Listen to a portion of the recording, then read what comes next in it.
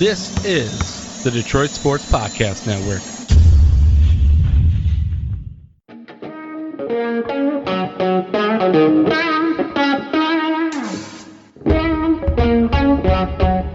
The biggest icon in podcasting.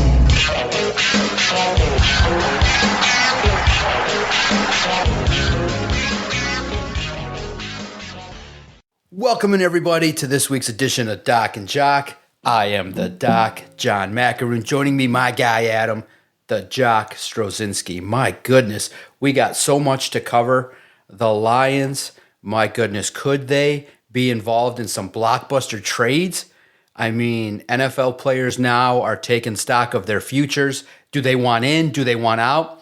Some organizations are telling their players, hey, even though you're a great wide receiver, even though you're always open, Cooper Kupp getting the boot from the Rams. Should the Lions be interested in making some external moves as opposed to their draft and develop model that so far has gone 0 for 2 in their bid to win a Super Bowl? Jock has questions about some of the hires. The Detroit Tigers, interestingly, just before we fired it up, some news broke regarding Chris Ilitch. It should not impact the Tigers and Wings, but we're going to have some fun with it, no doubt about it. Chris Ilitch is about to be lighter in the wallet, probably. We shall see. The NBA trade deadline is going down. Should the Pistons make a move? The Tigers are spending a little bit. One of the biggest and wildest trades in NBA history went down. Do the Pistons get in the mix, get a little bit wild and frisky? They had a tough loss to the Hawks on Monday. Basically, the Pistons are a 500 squad, and should they make a move to invest, Adam and I will gauge our trust level regarding the Tigers and Pistons as they make their moves. We'll see which team, because it's tough to invest in all the teams, but I do think that the Detroit teams are doing some things that are much better than in years past. Because let's kick this bad boy off. You look, sometimes there's a slow period ahead of the Super Bowl. People are focused on what's being talked about, what the athletes are saying, the Chiefs and Eagles. But my goodness, I love the social media bombs that take place on social media. Just chilling, relaxing, checking out podcasts. And what comes across the interwebs? Myles Garrett wants out of Cleveland. Now, it's not really a surprise when you go through a season and you win 3-4 games. That's excruciatingly tough when you're putting in 14 hours a day, you're taxing your body, you're going out there, and you're seeing, Jameis Winston just throw interception after interception. You could get a sense of it, too, on the Hard Knock show. So he wants out, and the Lions internet community went crazy. They were like, yes, get this guy. This is it. This is the guy to put the team over the hump. And quite frankly, cuz it's hard to argue. It's hard to argue the value of picks when you see a guy with over 100 career sacks that would make a Lee McNeil better, Aiden Hutchinson better, the defense better, feared, and I think would put the Detroit Lions right there at the forefront. I am not seeing too many cons in the pursuit of Myles Garrett. Yeah, it would cost maybe two first-round picks. Maybe it would cost you Brian Branch. But people act like there's no other free agents that they could get. There's not 6 players in the draft that they could potentially try to fill in the defense. Because are there any cons for the Lions to go out there? Because it just feels like a grand slam opportunity. Should they push it in and make this move? Because, many people will argue that players of Myles Garrett caliber don't come free all that often. And if you don't make the move, if you get outbid, there's a chance 2 or 3 teams in your division might end up making that final push for Myles Garrett. Are you in? Are you out? What was your reaction when you heard about the all-world player wanting out of Cleveland? I think it's about time. Like, you've sacrificed so much for that team, and you get nothing in return. This is a team that basically shipped off and packaged Baker Mayfield up for a box of balls and sent him out into the wilderness so you can bring in Deshaun Watson, who hasn't been able to figure out how to throw a football since he's come back into the league. And if you listen to rumors and speculation and reports, he still can't go get a massage appropriately. It sounds like him and Numbnuts over there in Baltimore, the kicker. It sounds like they are they're going to the same, or they're looking to go to the same massage parlors. Allegedly. Allegedly, quote unquote, allegedly. But no, I'm not surprised he wants out. Like, he's looking to win a championship. This is a guy who is a Hall of Fame player. Like, he's already going into the Hall of Fame. This is a dude who wants a title. This is a guy who wants that championship. He sacrificed everything for Cleveland, and Cleveland hasn't been able to figure it out. And when they start figuring it out, they kind of go self-destruct mode and they implode on themselves. So him asking out, to me, it's like, okay, cool, man, about time. Like, I don't know what you were waiting for. You probably should have did this closer to the trade deadline during the season, and it could have really, stoked the fire and got some speculation going, but he didn't. He tried to play it like a true pro, and now he's come out and he said, hey, look, I want to go to a winner. Like, he's starting to feel like the dawn of his career is starting to wind down, and he wants to go someplace and he wants to play for a legit winner. And I get that. I understand that. You've seen it here with Matt Stafford, right? Matt Stafford was like, I need to go play for a winner. I need to get out of here. And it was one of those trades that were revolutionary for us, as well as him. He got his championship, and we've been able to build a football team that is now a perennial contender to be in the Super Bowl conversation. It is definitely a playoff contender, perennial playoff contender. So it makes Detroit a landing spot that Myles Garrett would want to go to. Also, it's in the NFC, which makes it a landing spot that Cleveland, if they were going to trade Myles Garrett, would want him to go to. So he's not in their conference and definitely not in their division. Problem is, the Detroit Lions happen to play in one of the toughest divisions in all of football. And depending on what you believe about the Chicago Bears, you could have 4 teams that could end up in the playoffs next year. I think the NFC North is one of the toughest divisions, and I think it's one of the best divisions in football. And I think you now have people at the top of each organization, and you have head coaches at each organization that players want to go play for. Players want to go there, and they'll get better, and you'll have a chance to win a championship. So if you're Detroit, I think you definitely need to be nervous about the Packers possibly making a move. You've seen that the Vikings don't ever shy away from making trades. The Vikings have no problem trading in division with the Lions. And then you look at the Bears, and the Bears are the team that probably scare me the most. I feel like with the Bears, they've had a ton of draft capital, and they've had a ton of free agent capital. And they've gone out and they've really bolstered that defense over the last 2 seasons. They are the team in this division that is obviously having the highest draft picks, so they're drafting they're drafting the best. And that could be motivation for a team like Cleveland to want to sit down and listen to those offers, because if Chicago could come to the table and offer you this year's first, which is 10, this year's second, which will be in the top third of the league, or top third of the second round, and offer you a first next year, or offer you a pick later on in the draft, you're going to sit down and listen, because those picks are obviously very valuable.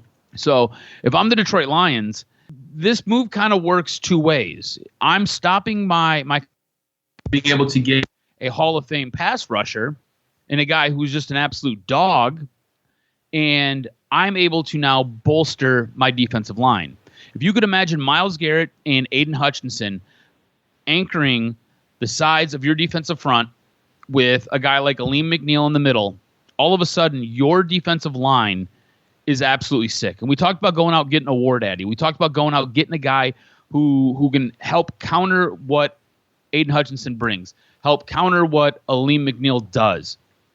I don't give a crap who that 4th guy on that line is going to be. They're going to be productive, because who's going to be left open? Because if you give double coverage to any of these guys, there's going to be one guy who's going to be free. There's going to be one guy who's going to have single coverage, and all these guys can beat single coverage no problem.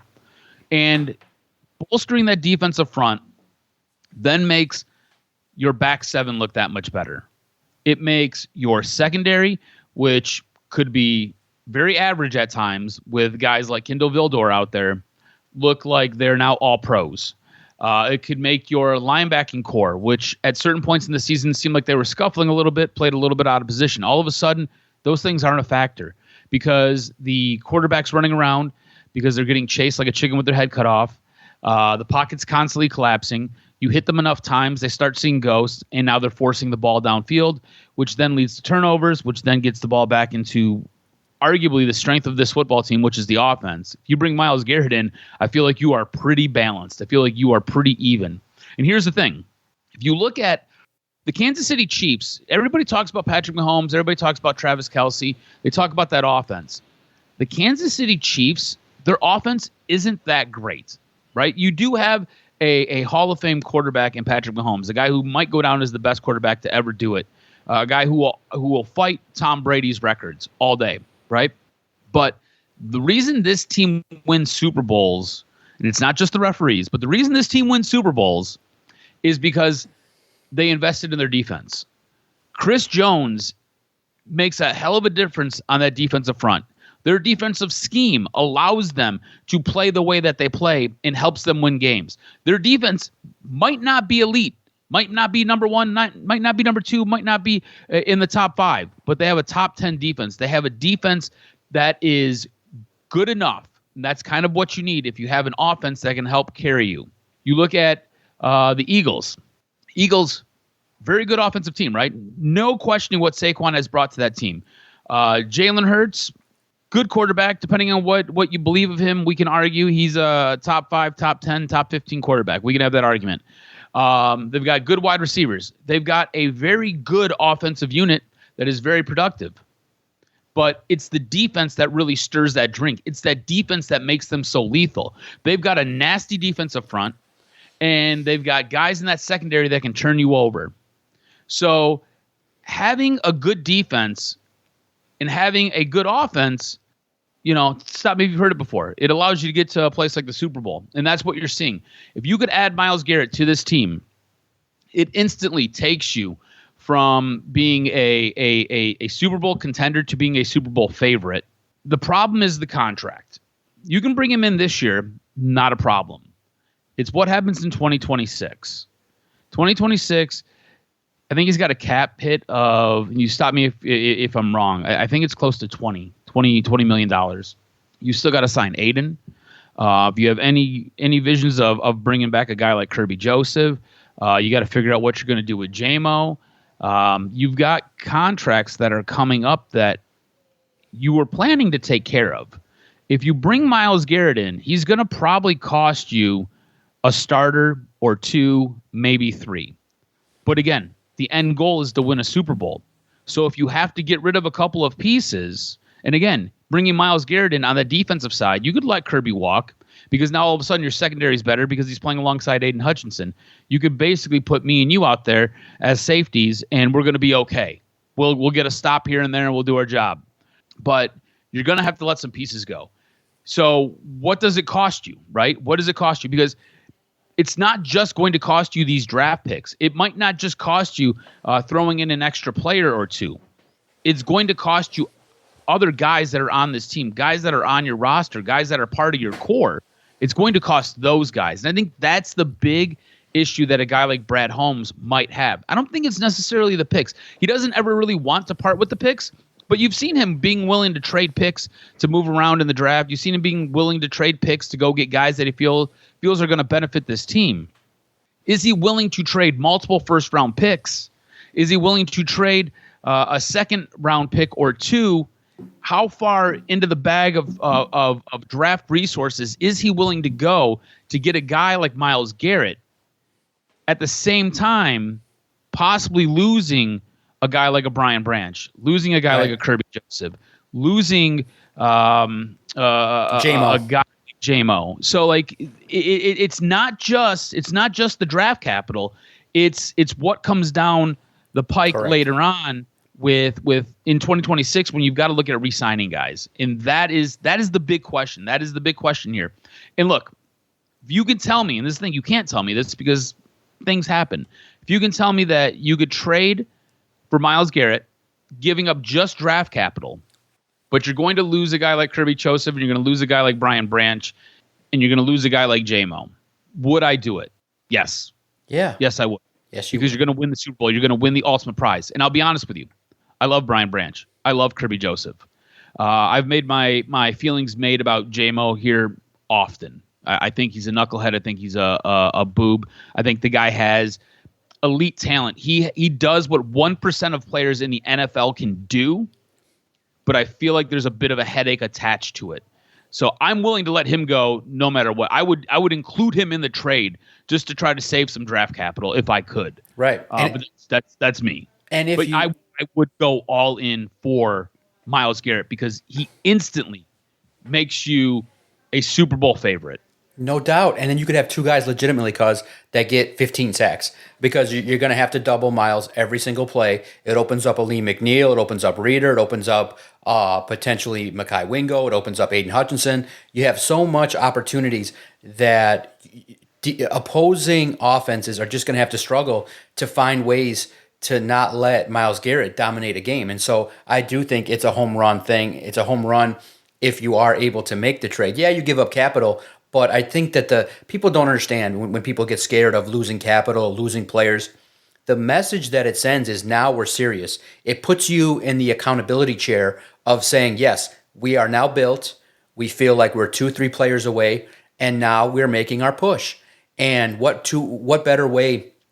And here's the thing. People have to now firmly put the stamp that once Aiden was gone, the defensive line did not do enough when it mattered most against a mobile quarterback to keep him in the pocket, to get the ball out, to get him down on the ground. Pressures are fine, but and the Lions got a lot of pressure from the interior, but they ranked 23rd in total sacks. 23rd. That's not going to be enough when you face Mahomes, Allen, or Lamar Jackson in the Super Bowl. You need guys that are going to clearly dominate. And all you got to do, guys, okay? I know most of you were drunk and high during last year's Super Bowl, but I wasn't because I'm clean. I keep my body very clean. And guess who made one of the most impactful plays last year?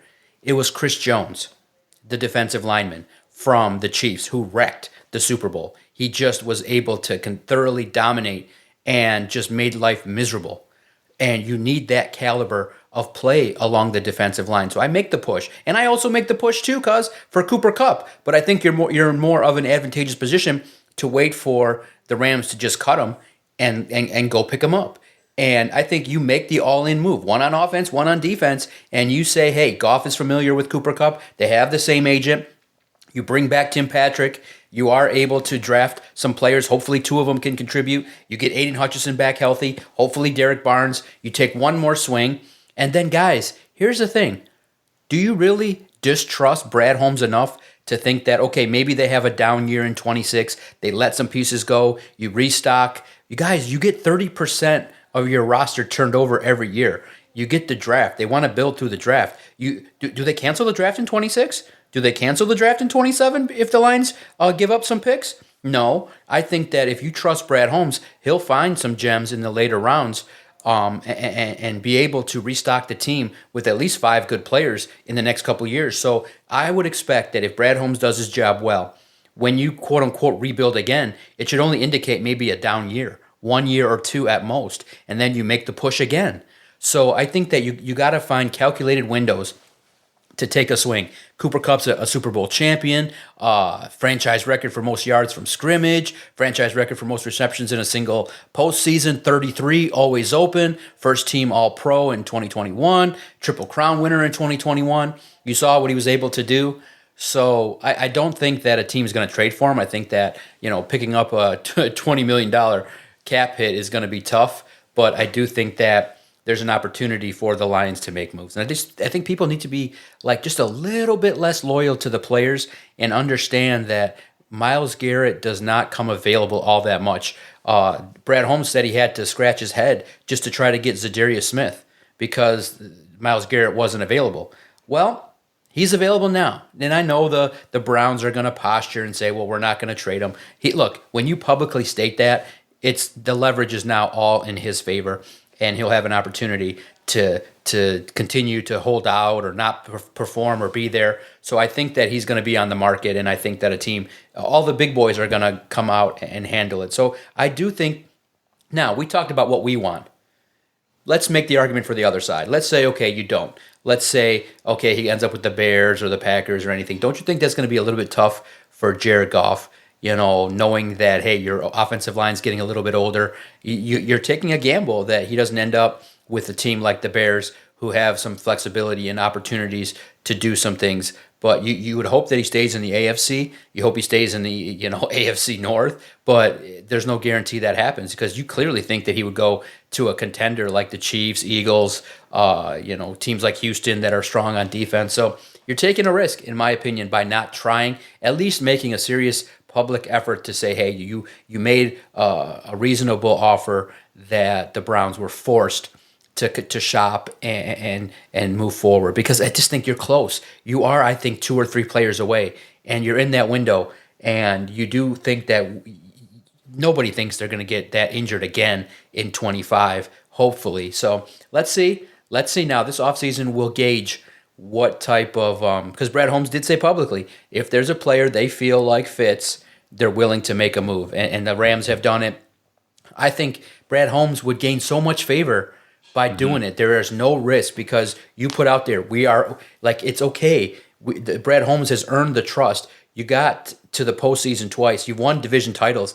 You can say, we are making the push for 25 to win it all. We are taking our gamble. Here are our chips. Let's put him in the table. If he fails, I think that he gets so much support that the Flames would be turned down. Nobody would call for him to be fired. No. Let's say, maybe the evaluation of Goff, giving him that contract would put you in the spotlight. But I think that if you go out and get Myles Garrett, you put the onus on the team to win the Super Bowl, you're guaranteed to stay here another 5 years and get another chance to rebuild. Here's the deal, too. I think I expect Jared Goff to renegotiate that contract to free up some cap space. I feel like they're going to need to do that at some point, whether it's this year or next year.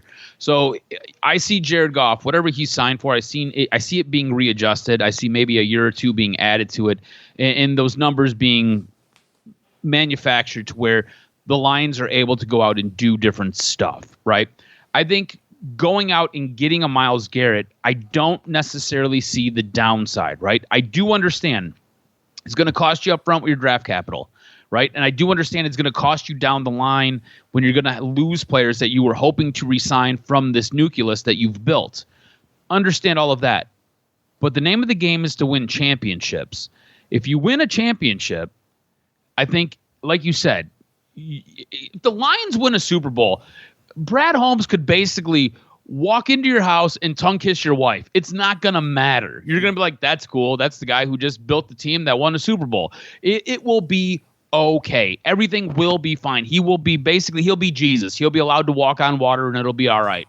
I find it to be interesting, and I would be interested to see what the reasoning would be if a team like Green Bay or the Bears or even Minnesota was able to go out and get him and the Lions weren't able to. I would love to hear reasoning on why he wasn't a quote-unquote fit, or why it didn't work, or what happened with the communication where there was a breakdown and you couldn't just go a little bit more. You couldn't just give them a few more pieces where you felt like it was going to be okay to pass on this guy and now have to face him twice a year and then possibly face him a third time when you're in the playoffs, and just having to get through him and what he brings to the table multiple times a season to try to get the deal done and win that championship. I would love to hear the reasoning. I would be fascinated to hear that.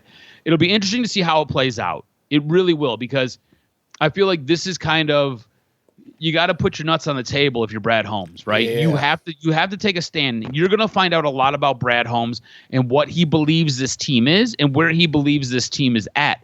Because if he goes and gets a guy like Myles Garrett, he's telling you, we're basically a player away from winning the Super Bowl. It's evident. You can see. We're willing to mortgage parts of the future to get this done now. And that's just kind of how this game works. If he doesn't, and there's not a lot of smoke, there's not a lot of noise about the Lions being involved in a possible trade for Myles Garrett, I think that too tells you kind of where he believes this team is.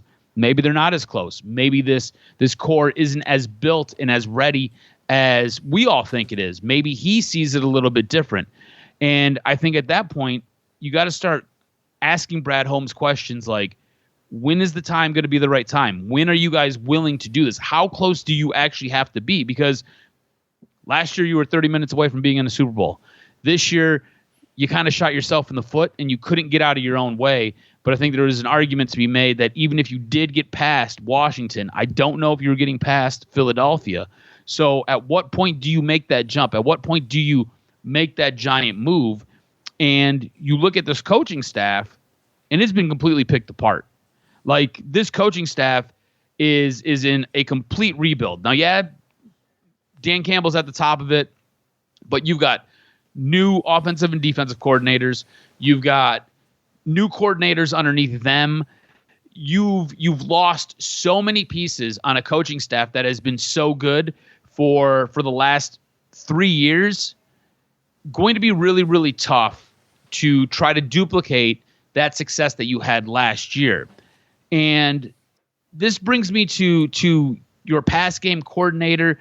You bringing in a guy like David Shaw, and you doing that before a guy like, was it Tanner Erstrand, was even out the door.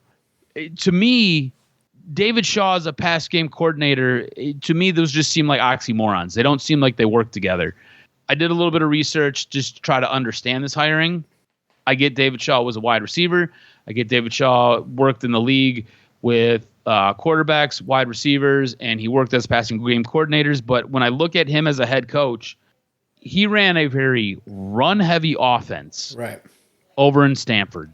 So I need you to explain to me why this is a good hire, because I'm completely confused why this is the guy that was brought in and how this is going to make sense, because this is a dude who, to me, seems to embody ground and pound. If you needed a run game coordinator, he would be, to me, in my mind, he'd be the perfect fit. But he's going to be your new pass game coordinator. So help me make sense of this, because when this announcement came through, out loud I said, what? Oh, right. Oh, my God, I can't believe they're doing this.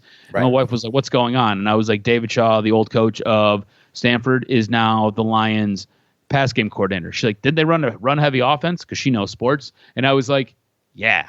She's like, that doesn't sound good. And I was like, no, it doesn't make a whole lot of sense. So then I started doing a little bit of a deep dive, and I don't see this working. I think this might be the big first coaching snafu that Dan Campbell has made. No, look, I understand the role of a pass game coordinator is very important, integral. But remember, it's a collaborative approach. And also, too, you got to also look at it from the perspective of the Lions tight ends coach left to be the O-line coach of the Jets. And Ben Johnson said it, too, that I know people call me an offensive guru, but I coached tight ends, I coached offenses, I coached the wide receivers, I did it all. So these coaches look at it like, all right, first and foremost, why David Shaw? One, he is close with John Morton. They coached with the Raiders. So he's a John Morton guy. It's a John Morton hire.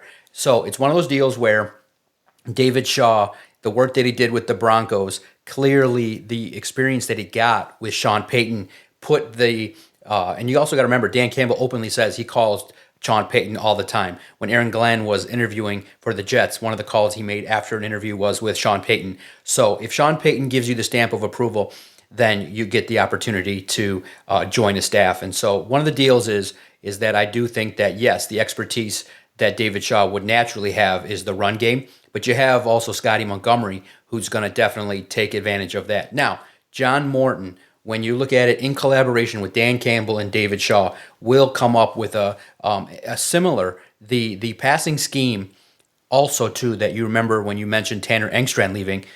John Morton was integral in installing a lot of the routes that were collaborated with Ben Johnson and put together. So when you look at it, I don't think it's as bad. The experience level that David Shaw has, the experience that he has working with players, is going to be very valuable. And he will craft, the Lions will craft still a very similar passing attack.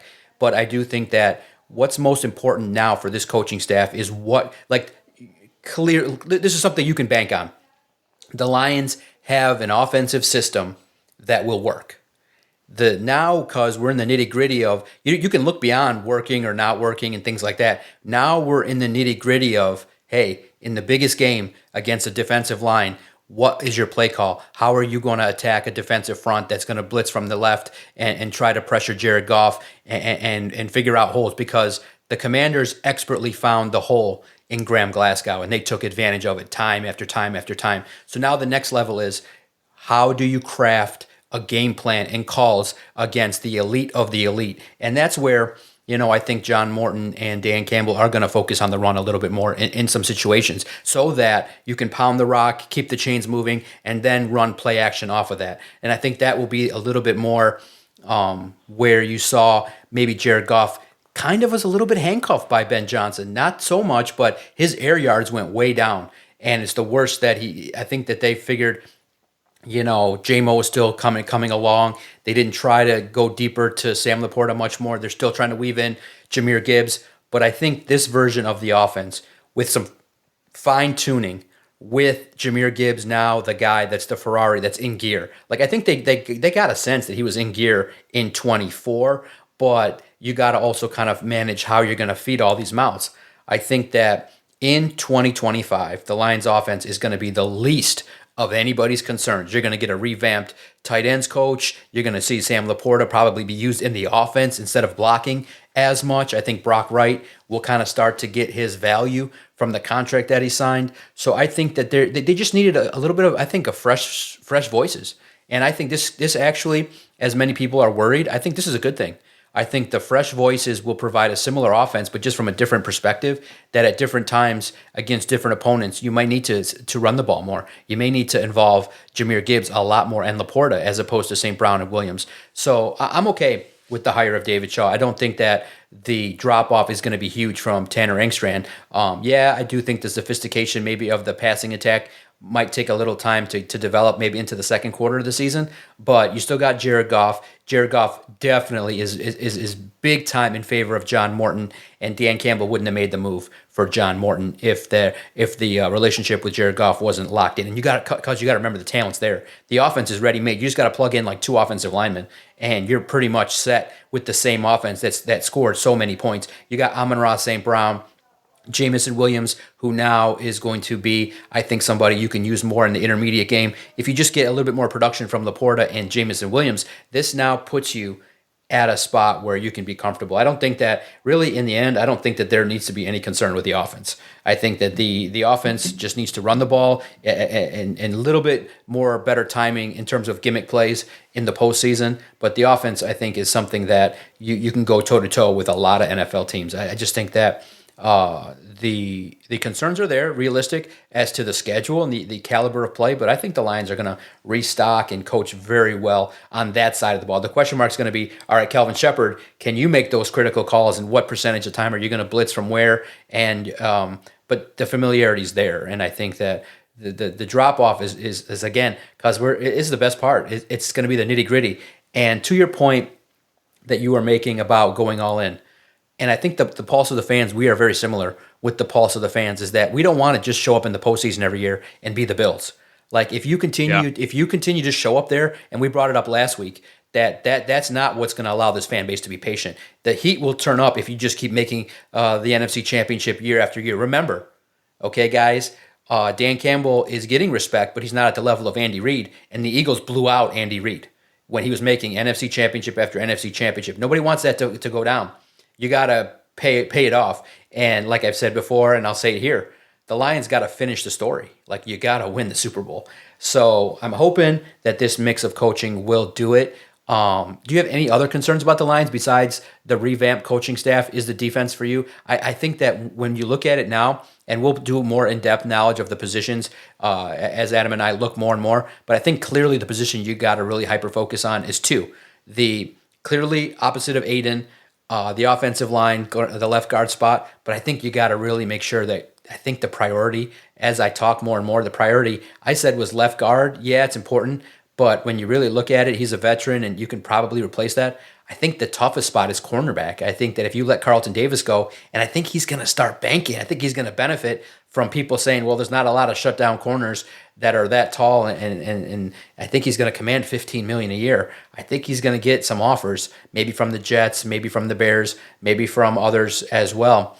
I think it's going to be tough, but you can't go into the season with just Tyrion Arnold and Amik Robertson, because Ennis Rakestraw was injury prone. So I think that's a spot you got to take care of. Any other positional spots that right now have you nervous heading into next year? Because I do think 25 has to be the Super Bowl year.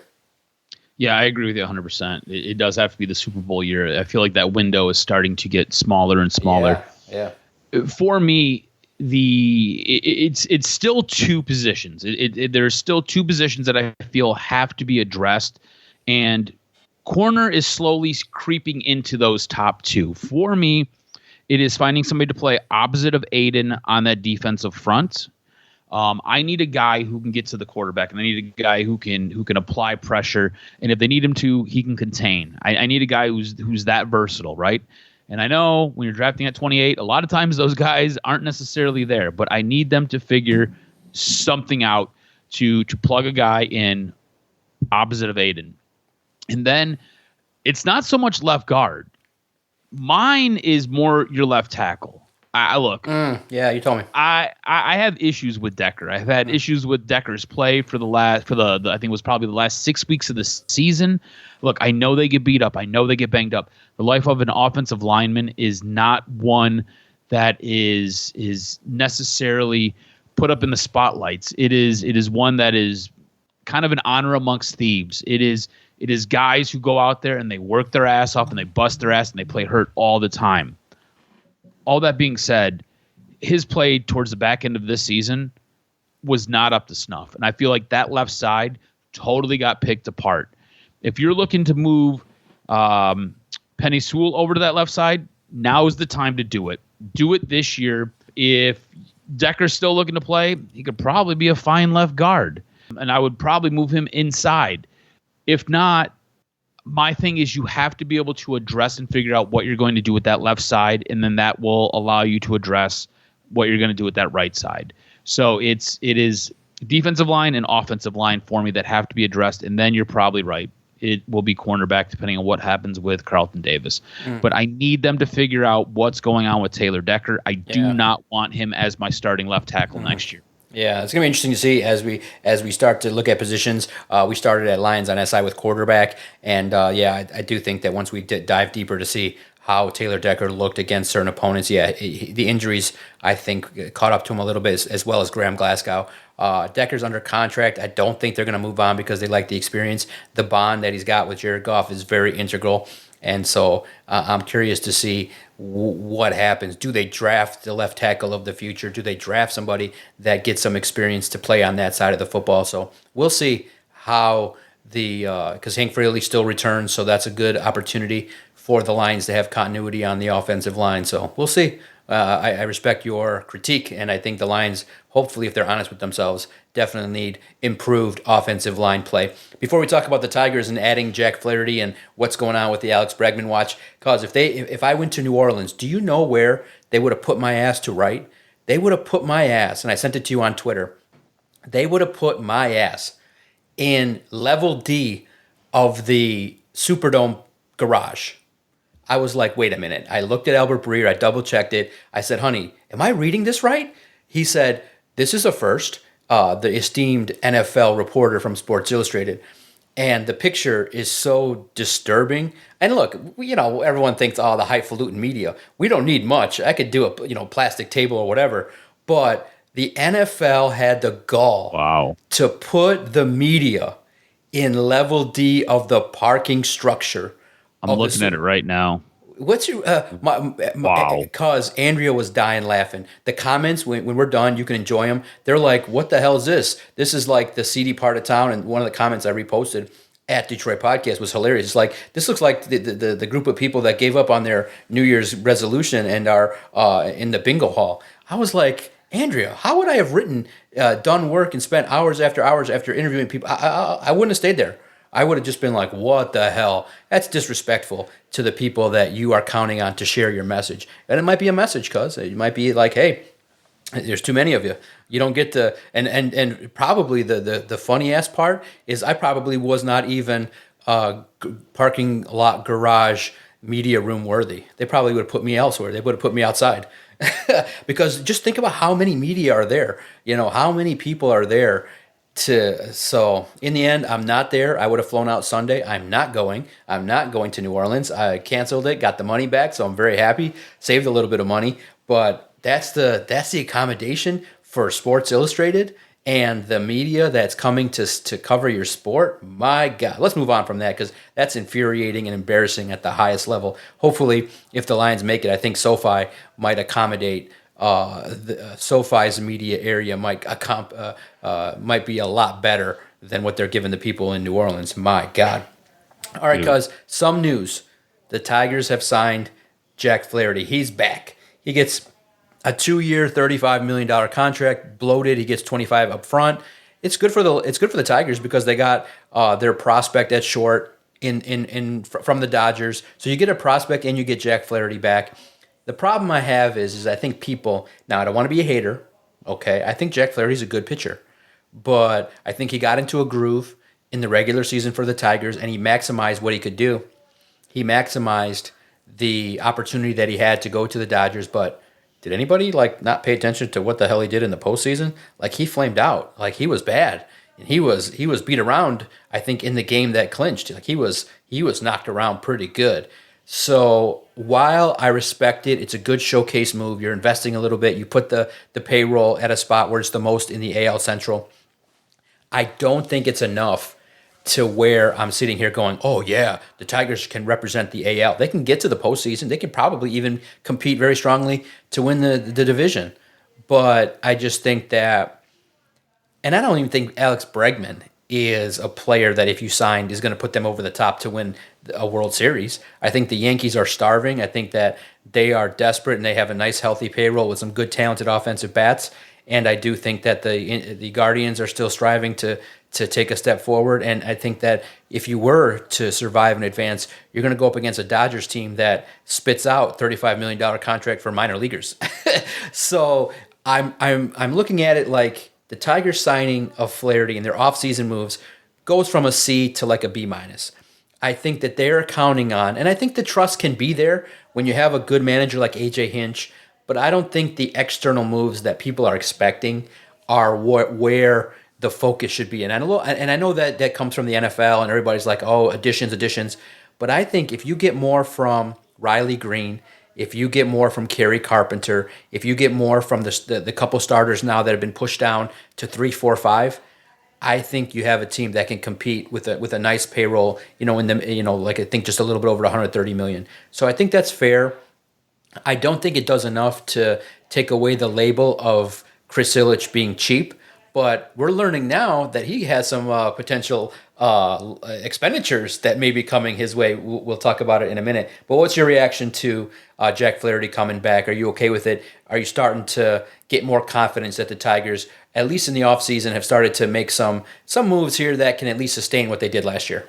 I feel like this has been the most underwhelming and off-putting offseason for any team locally. Look, you go out, you basically coerce Alex Cobb to come out of retirement to pitch for you, and you give him a ton of money. Doesn't make sense. Gabler Torres, I do not like that signing. He's a guy who can provide some hitting power at the plate, and he can sit there and wait on some pitches and get pitchers into deep counts. But for the most part, he's a liability in the field, and his hitting is as streaky as numbnuts that we all want traded. Who's playing second base and shortstop? Javi, baby, Javi. Yes, we Javi, don't forget Javi, baby. I just try to forget. I try to put him out of my mind. But it's legit. I feel like they're kind of a similar player. I know it's a 1-year deal, so it's not going to hurt you that much. Hopefully, he comes in, performs for you. But it's one of those things. It's hoping and wishing. Like you don't have any sure deals, which then brings me to Jack Flaherty. I like the fact that they were able to get Flaherty back. I think the contract to me seems a little bit high, but when you look at the numbers, you're saving maybe $2 to $4 million a year. So okay, cool. We'll eat the bullet on the 2-year, $35 million deal. Fine. It's what it is. My big issue is, like you said, he flamed out in the playoffs, and this was a guy who had to get regular back injections just to be able to go out there and pitch. This is now a guy that you are looking to count on over the next 2 years, while you want to take your Cy Young winning pitcher to arbitration, and he's going to end up leaving in 2 years because you don't want to pay him now. So I have a hard time understanding what Scott Harris is doing, which then brings me to the Bergman deal. I feel like you have to go out and you have to bring Bergman in. Like, you have to go out and bring in this bat who is going to lock down your third base. And here's the thing. I know his numbers in Comerica aren't great. But the thing is, you going out and being willing to spend some money on a guy who is going to be an everyday player, who looks like he's going to be able to give you something comparable to a Gold Glove winning third baseman, to me, it's the only thing that can kind of salvage this offseason, because I feel like the Tigers are doing that thing where they're like, we don't want to hold up back any of the young kids. We don't necessarily want to go out and spend any money. We really like our core, and we've got to get into spring training to see where everything's going to go. And then after that, we'll kind of figure some stuff out. The only problem with that is all of the good free agents are signed. And then you're looking at cutting deals with guys, or you're looking at possibly going to the trade deadline. And by that point, we've seen it last year, when you get to that point, the majority of the season's already gone. And if you find yourself in a monster hole, you all of a sudden have to do pitching roulette, where you're just rolling different guys out every other day, trying to confuse the other lineup, and you're kind of doing stuff with smoke and mirrors. I don't feel confident with this Chris Ilitch product, and I don't feel confident with Scott Harris as the general manager. I'm just failing to see the picture, and that might just be me. It might just be a me thing, where I just can't grasp what he's trying to build and what he's trying to do. Again, trading Flaherty and getting two guys who have now come into your system and are top 100 players in Major League Baseball with their minor leagues, fantastic, right? So you were able to give away a guy, get two guys in return, and then you got this guy back, and you were able to save a couple mil according to what he should be getting paid. Fantastic. That's a Jedi mind trick. That's great. Good job on that. Okay? But this is also the same guy that has teams scared because he has to take a needle in the back every 10 to 12 days just so he can get out there on the mound and throw a baseball for you. So monster concerns there from me. I don't know. Maybe I'm the only one. I'm not sure. And then the fact that Bergman doesn't even want to take your money. Reports are the Tigers have given him the best offer, and he's like, I'm going to wait. Yeah, right. Like, what? Yeah. Remember, I just don't get it. Dallas doesn't have a state tax and all that kind of stuff, so there are financial benefits for him to kind of take less somewhere else. So you recognize that, weather and all that kind of stuff. So it kind of does feel like the Tigers are the fallback option, that he really wants to go back to Houston, and that makes sense. And to your point, I think it makes sense. The Tigers are trying to develop, and I know that we all love free agents. Baseball is kind of a sport where you can go out there and add free agents and have some quick impact. But Scott Harris is a develop guy. I want my guys to develop and are affordable under team control. The more you go out shopping, the more it costs. And the more it costs, the more you got to have meetings with the owner and get that approved. I don't know about you. When I was a kid, it wasn't, my kids are spoiled, and hopefully, God willing, yours are as well, where, when they order pizza, it's, I want this kind of pizza and that kind of pizza and breadsticks and pop too. Where when I was growing up, it was, you're going to get one pizza, you better fucking pick. Is it cheese or pepperoni? Pick one. And we're not doing half and half. So pick one and that's it. And so I'll ask you this. All right, pick your pizza. If you get to stand there because look, man, we don't get to have our cake and eat it too. There's a budget. Okay, it's not the budget that we all want. We all want to spend, and we want to spend Chris Ilitch's money.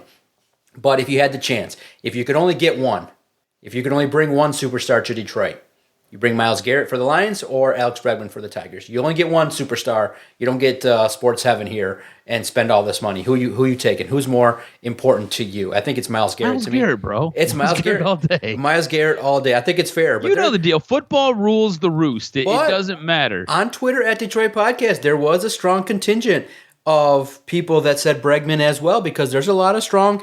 I think we clearly can say it's Lions 1, Tigers 2, but I could say that you could, make an argument that the Lions don't need Bergman, that they don't need Myles Garrett, that they could draft somebody, especially with what we saw from the Senior Bowl, that they could go out there and get a young guy, maybe a Shamar Stewart that's out there that's a beast and can come in and just hold it down while you let Aiden Hutchinson be the dog, the alpha, just be the Myles Garrett, because typically teams don't have Myles Garrett and Aiden Hutchinson. So you can make that argument. I'm in the same boat as you, though. I would take Myles Garrett over it, but here's the reasoning behind it. The Tigers want, and they believe that the players that they've picked up and they've drafted and they've developed in their system will be the guys and the catalyst, and you round it out with pitching. I think they want to be a pitching-heavy staff. They want to invest in the pitching. They want to see that, hey, we don't have to be a club that just has all these free agents. We can develop Jackson Jobe. We got Tariq Skubal. So I think it's a philosophy change that's different than what a lot of people believe. And sometimes free agent dollars don't necessarily equate to wins. You got to remember, because they got to the postseason and beat the Astros with a payroll of $18 million in the postseason. An $18 million postseason payroll, which is a Chris Ilitch dream to say that. But you also got to remember, now it's not going to impact. I know we're all joking on Twitter and everything like that. You can read the funny comments. But Chris Ilitch, and it looks like it's been going on for several months, is going through a divorce. But in these kind of situations, his wife Kelly's not going to get ownership of the team. She may already have a percentage stake. This kind of stuff is ironed out at the highest level. So it'd be fantastic if she did get ownership. Right. It's a funny joke. It's a funny joke. I was going to post, it's Kelly's team now. But, when you read the article, it says it's very unlikely that Chris Ilitch is that silly to let the hole be there where she could take something. Like, she's already got a percentage and whatever. But his ass is going to probably pay something that he's probably already pre-negotiated. But it's just funny to see how people will joke on Twitter when stuff like that happens. But he's got something serious going on. And I do think that I would say that for you, your doubts are skeptical, but I think they're just a little bit too extreme. That the Tigers did have a stretch there in the second half of the year where they were one of the best clubs in the league. They developed their hitters. They got some hitters that if you expect them to get a little bit better with a Riley Green and a Kerry Carpenter and the infield prospect that they got for Jack Flaherty. So they have some pieces there. But yes, I do think that maybe they're more in line to potentially add a piece at the deadline this year than maybe in free agency. So we'll see. But at this point in time, I do think they're in the mix in the Central. Now, turning our attention to the NBA, because where were you when Luka Doncic got traded? I think it was crazy. It was I slept early, so I didn't hear about it until Sunday morning, I believe, and it was crazy. And you look at it and you say, "Oh my goodness!" The Lakers really, I think, took advantage of just having a player that the Mavericks wanted, because I think the Mavericks should have shopped Luka across the league. They would have got probably 4 first-rounders. So it's a crazy situation that they wanted, and they targeted Anthony Davis. They wanted Max Christie and a first-rounder, but not until 2029. I think it's a crazy deal, but when you look at it in turn for the Pistons, I do think they need to make one more move. I just think one player, one more shooter, and maybe even one more defender, because you look at that Hawks game, man, when the Pistons go off and they don't play defense, it's rough. But I do think that credit to the Pistons, even for being average this year. But I think in the NBA, I just wish, man, part of you is jealous. Like, man, why couldn't the Pistons have enough assets to maybe go for a Luka? But I just think that when you see the way in which the NBA worked, I just kind of feel like when you're able to trade a star player in the middle of the night for a player that's 31, I just think that the Mavericks front office is rightfully taking a lot of heat for the shitty trade that they tried to pull out. They could have got, I think, just based on the fact that, yeah, Davis is cool, but you should have thrown Davis and 3 more first-rounders in there. Yeah, I was so real quick. I ended up waking up. Same deal. I ended up waking up the next morning. I was sitting on the toilet, going through my phone, and I was like, "What happened?" I was like, "How does this even make sense?" To me, this trade blew my mind. Craziness. Like, I just don't understand how your general manager still has a job after trading away a young player who was a top 10 guy in the NBA. I think it's safe to say Luka Doncic was a top 10 player in the league for a guy like Anthony Davis, who is on the decline. He's on the other side of his prime. It didn't necessarily make sense to me. I just didn't get it. I don't understand why he wasn't necessarily shopped either. To me, it kind of felt like you took the very first offer that you got, and nobody even knew that Luka was available. So it was like you wanted him to go to the Lakers, so we're sending him to the Lakers, and we're not even going to field other offers. It was absolutely bananas to me, the way that trade went down. And I think you're right. Rightfully so. The Dallas Mavericks are taking a lot of heat for this. Like, you look like absolute boobs because you could have got multiple first-round picks, which would have set your franchise up better for a rebuild. You possibly could have got a couple of players to help you out in the short term as well. To me, banana trade. Good on the Lakers, I guess. I hate the Lakers, but good on them for being able to pull this off. It was remarkable what happened. I don't know if you were able to see the press conference, but Jason Kidd looked like he was just blown out of his mind. Like, I can't believe this is what's taking place right now. Like, he looked a little bit upset. He looked a little bit unsure. He looked a little bit out of sorts and was just trying to piece it together, just like the rest of us were trying to piece it together. It was absolutely bonkers. And then you fast forward a couple of days, Detroit Pistons are talking about fielding offers, talking about getting in the mix. What do you think happens with the Detroit Pistons? Trade deadline is this Thursday, February 6th, today. Do they get involved? Are they buyers? Are they sellers? Are they maybe one of these third-party teams that kind of help facilitate a trade? What do you think the Pistons do, and what do you want them to do? Do you want them to buy? Do you want them to sell? Or do you maybe want them to kind of stay pat? Yeah, and just a real quick rumor that Michael Stone of 97.1 put out. He put out that a rumor from a respected NBA source, if Toronto wants to clear cap space, look for Davion Mitchell to end up in Detroit. Restricted free agent after this season, very good defender, shooting over 35% from three this season. Repeat, nothing is official, and it's just a rumor.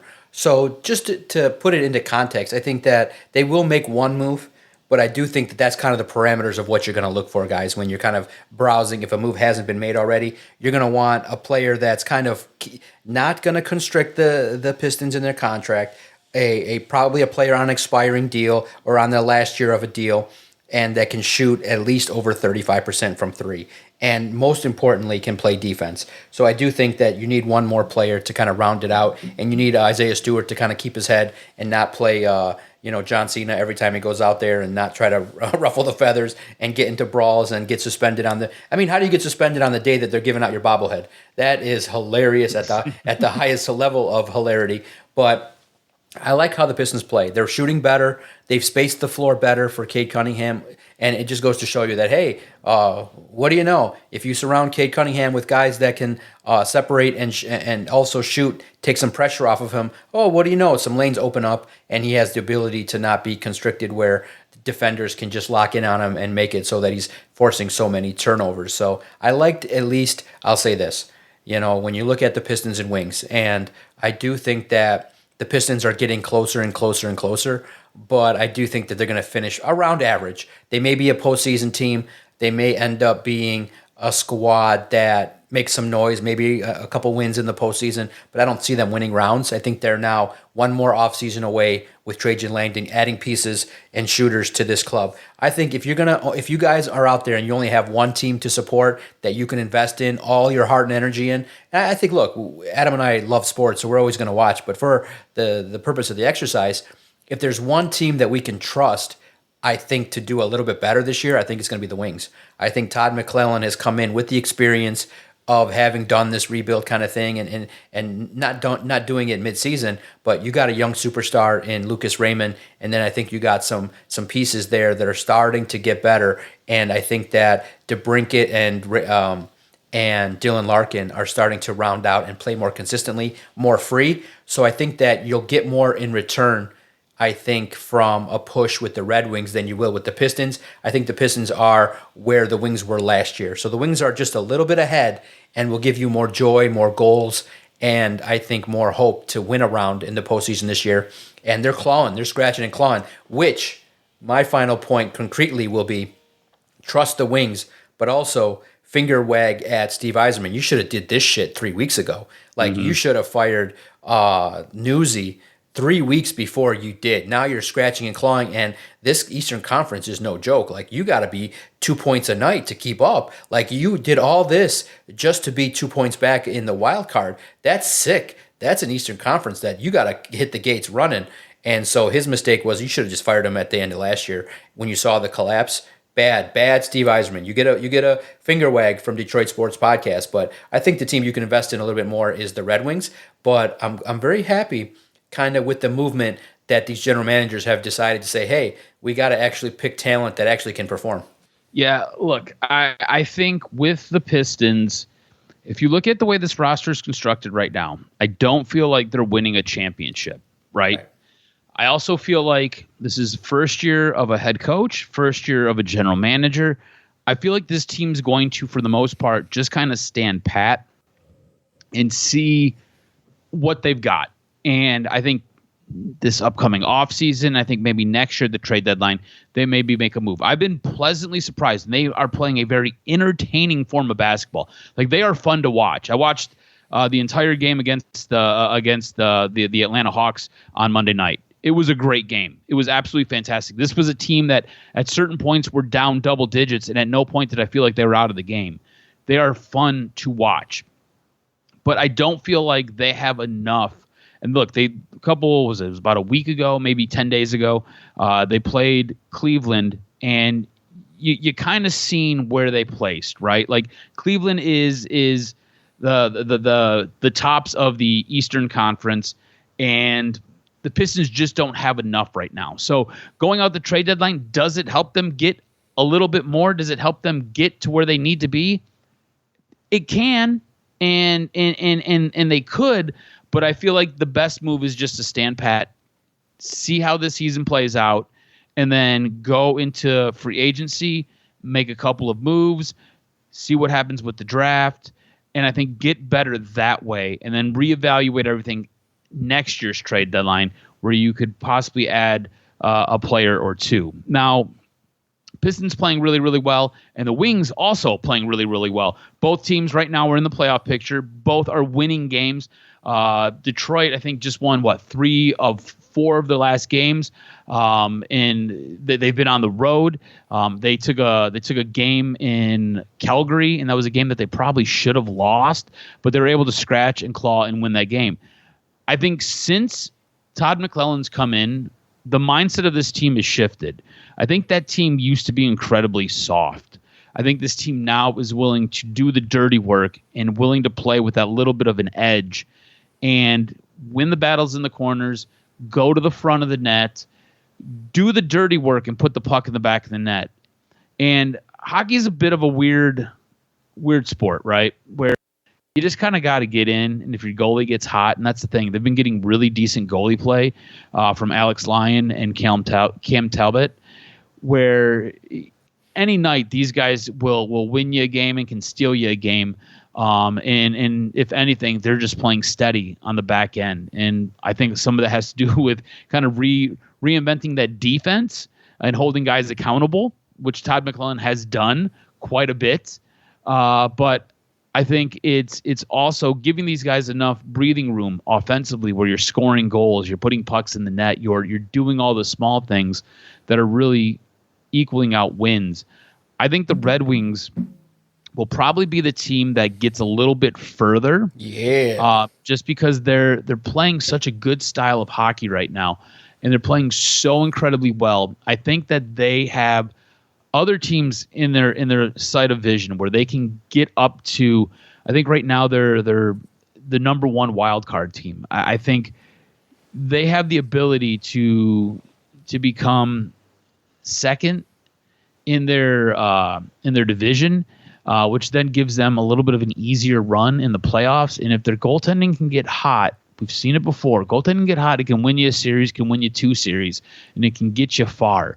I don't see this team as winning a Stanley Cup, but I do see them as a playoff team that can make some noise. The Pistons, I think will get there, and I think the Pistons will win a game or 2, but I don't think the Pistons are making as much noise as the Red Wings. So I'm going to jump on the Red Wings bandwagon right now. Yeah, invest in the Wings and stay tuned to the Pistons as they make their moves, as they work. Pistons have been a lot of fun, man. They've been a lot of fun to watch. Yes, they're entertaining. They can play. Dude, I've thought about buying tickets to go to a Pistons game. When was the last time I could say that? Yes, you can do it. It's worthwhile. They're pretty affordable. You can go have a good time and at least enjoy the other team as well. And I think it's worth it. And I do think the Pistons are at least enjoyable in the Wings as well. I think the Tigers will be too. So I do think that the tide is turning in Detroit sports in 2025, and as we make our push to episode 700, I think that the sports will be much more fun to talk about. Acquisitions, realistic development of athletes, and front office moves that are shrewd but calculated, and in a way that's just, they tell you, we may not agree with it, but they tell you, hey, we invest in our own, we find and develop, and we find people that have the mindset of working hard to become the best version of a player that they can be. So we'll see which team benefits the most from their player acquisition and development, and who spends the wisest in free agency. Make sure you follow Adam on Twitter at AdamRSTROZ. We don't broadcast from no garage. We do it from our homes, baby, from our studios. Make sure you follow us, the network, at Detroit Podcast. Thank you guys for your continued support. It makes it fun when you guys call us out and debate the content, the questions about Myles Garrett, Cooper Kupp, everything that goes on, the videos, the engagement. Thank you guys so much for listening to the podcast, sharing it, and tuning in when you're going for your walk or workout. Thank you. Give us a listening ear. And if you enjoy, all we ask is just tell one other person, hey, 2 guys local, been doing it for 11 and a half years, going on 12 years strong, covering the Detroit sports scene, and thank you for making us a small part of your daily activity. We greatly appreciate it. Subscribe, like, and tell one other person that, hey, there's some guys that enjoy podcasting each and every week. For the Jock, Adam Strozinski, I am the Doc, John Macaroon. Thank you again, and you can find us anywhere if you type in 3 words, Detroit Sports Podcast. You fucking podcasters. I said don't let them in here.